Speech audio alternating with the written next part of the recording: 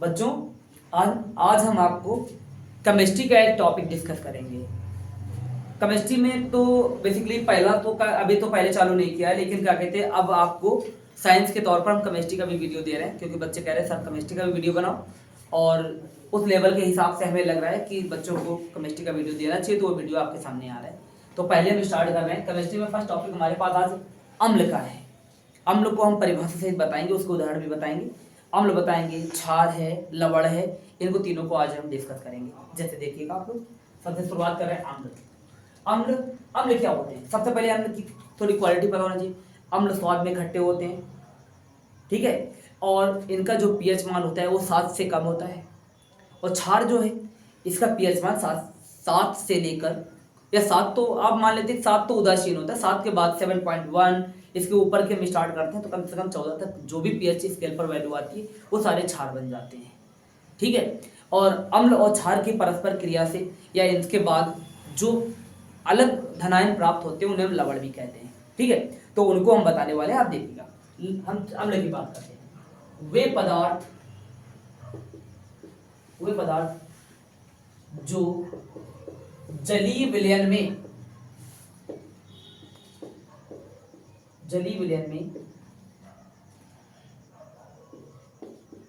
Hydrogen ion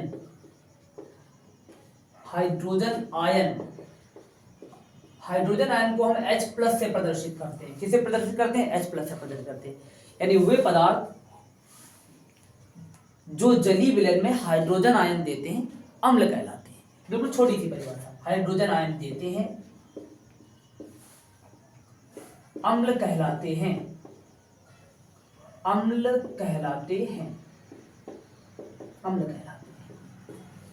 इनके उदाहरण बताने होंगे। उदाहरण तो बिल्कुल सिंपल तरीके से आप जानते हैं कि जैसे कोई भी अम्ल उठा लो, जैसे लिखा है H+, जैसे हम एग्जांपल के तौर पे ले लें, H+ प्राप्त कराना है, जहां भी H+ प्राप्त होगा वहां अम्ल बन जाएगा। जैसे एक हमारे पास है HCl है। HCl को हम रिवर्स, ये जो आप देख रहे हैं ना, इक्वल टू, आप बोलते हैं ऐसे इक्वल टू होता है, लेकिन जब ऊपर आधा नीचे आधा इस तरह से अगर इक्वल टू बन गया है तो इसको बोलते हैं रिवर्सिबल, यानी हिंदी में इसको उत्क्रमणीय बोला जाता है। उत्क्रमणीय इसका अर्थ भी समझाएंगे। जब HCl टूटता है तो ये 2 भाग में टूट जाता है, H+ और Cl-। जो बच्चों H+, क्योंकि परिभाषा हमारी कह रही है कि वे पदार्थ जो जलीय विलयन में हाइड्रोजन आयन यानी H+ आयन देते हैं अम्ल कहलाते हैं। तो ये HCl क्या प्राप्त हुआ? हमें अम्ल प्राप्त हुआ। इससे हमें जानकारी मिल रही, यानी इस परिभाषा के अकॉर्डिंग हम ये जानकारी दे सकते हैं कि HCl क्या है? अम्ल है, ठीक है।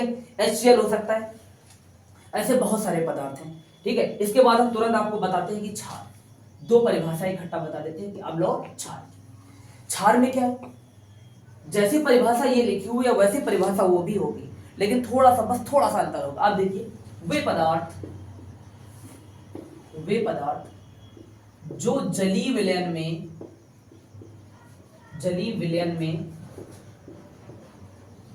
हाइड्रोक्सिल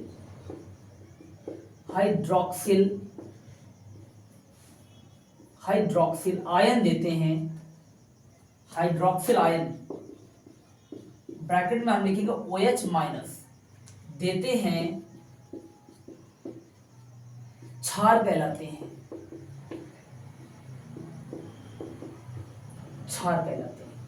देखिए बच्चों, क्षार की परिभाषा हम लोग कंप्लीट कर लिए।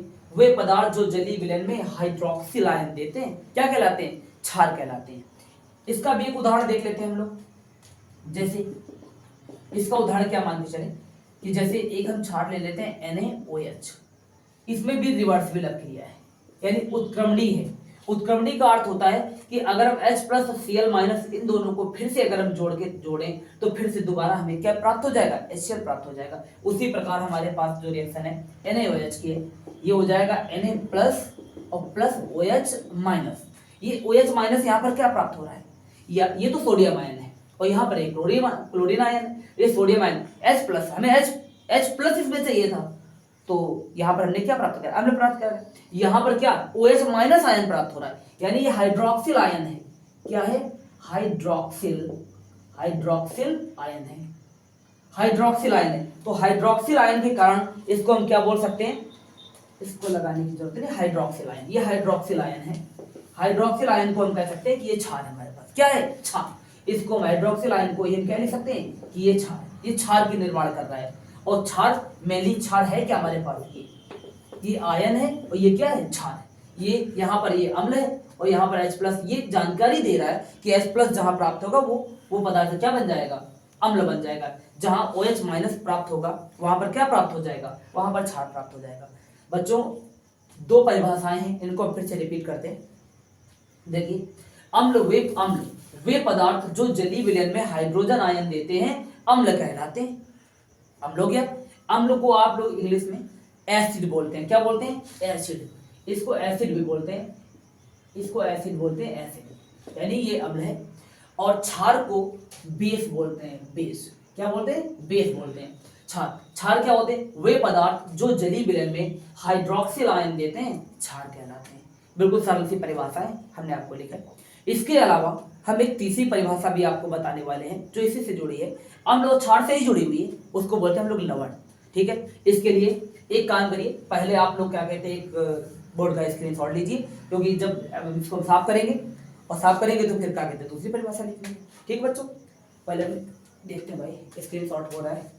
हाँ चलो समय दे रहे हैं 10 सेकंड का, स्क्रीनशॉट हो जाए, ले लिया होगा, ठीक, चलो बताते हैं।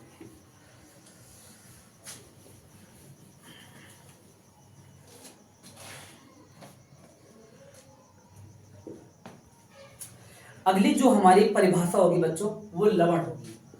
लवण इसको बोलते हैं आप लोग सॉल्ट, क्या बोलते हैं, salt.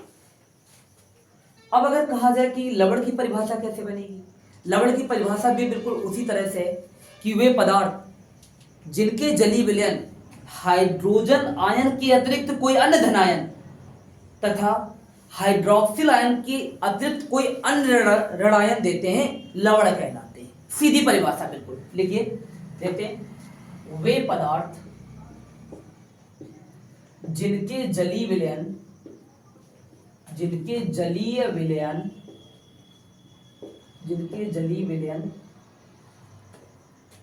Hydrogen ion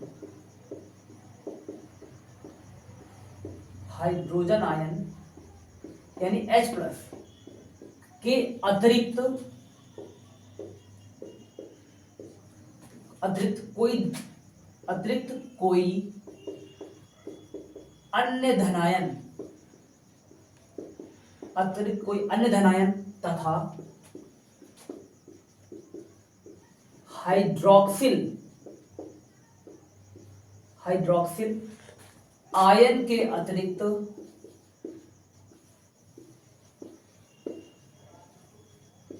hydroxyl ion के अतिरिक्त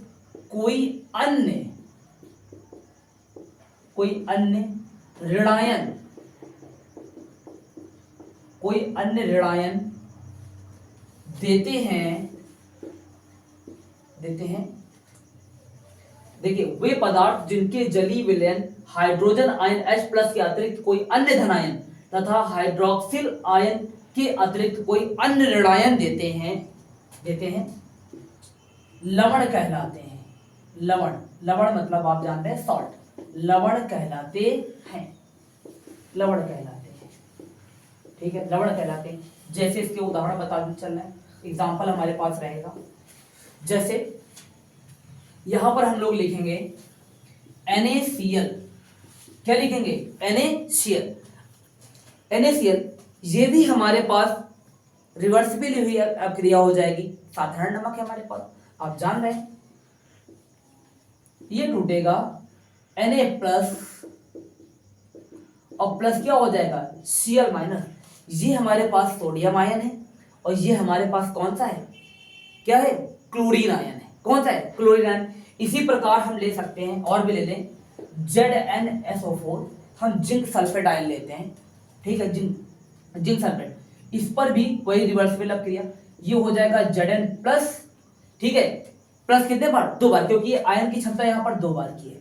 और प्लस क्या हो जाएगा, SO4-, 2 बार माइनस लग जाएगा। हमारे पास इस प्रकार बहुत सारे अन्य उदाहरण हैं, ठीक है, जिन्हें हम बताएंगे। NaCl है, ठीक है, यहाँ पर जिंक सल्फेट हो गया, आप KSO4 लिख सकते हैं, पोटेशियम सल्फेट हो सकता है, ठीक है। और NaCl हमने बता ही दिया, जिंक सल्फेट बता ही दिया, इसके अन्य उदाहरण भी बन सकते हैं, ठीक है। और हाँ, कॉपर सल्फेट भी हो सकता है, जैसे CuSO4 रिवर्स विल क्या हो सकता है, Cu+2 और प्लस क्या हो जाएगा, SO4 माइनस माइनस, ये और भी इसके उदाहरण बन जाएंगे। ये हमने आपको लवण के बारे में बताया। बच्चों आप इनको बहुत अच्छे से पढ़ेंगे, क्योंकि बारी बारी से कभी फिजिक्स के, कभी केमिस्ट्री के, हो सकता है कभी बायो के भी वीडियो हम डालेंगे, ठीक है। हाई स्कूल लेवल या अन्य लेवल के जो बच्चे हैं इन वीडियो को देखेंगे। और बात यह है क्योंकि परीक्षाएं नज़दीक हैं और परीक्षाओं के चलते हुए सभी बच्चों को इन वीडियो को देखना है। किसी दिन क्लास छुट्टी के दिन क्लास सोच रहे हैं कि लाइव क्लास चलाएंगे और लाइव आप लोग सब लोग वॉच करेंगे, उसमें बहुत सारा कंटेंट आपको बहुत पढ़ाया जाएगा स्पेशल, और सभी बच्चे वीडियो को देखेंगे और इनको नोट करें, इसको याद भी करते रहें। क्योंकि अगर कोई अन्य भी अगर वीडियो चाहिए तो आप हमें कमेंट पे लिख के भेजो, और वीडियो लाइक ज़रूर करें। और हाँ, बच्चे देखते हैं लाइक नहीं कर रहे हैं तो थोड़ा मनोबल थोड़ा कमज़ोर पड़ता है, तो मनोबल बढ़ाने के लिए आप लाइक करें और कुछ अच्छा सा कमेंट भी करें, ताकि हमारा मनोबल बढ़े और हम आगे आपके लिए अच्छा से अच्छा कंटेंट करें।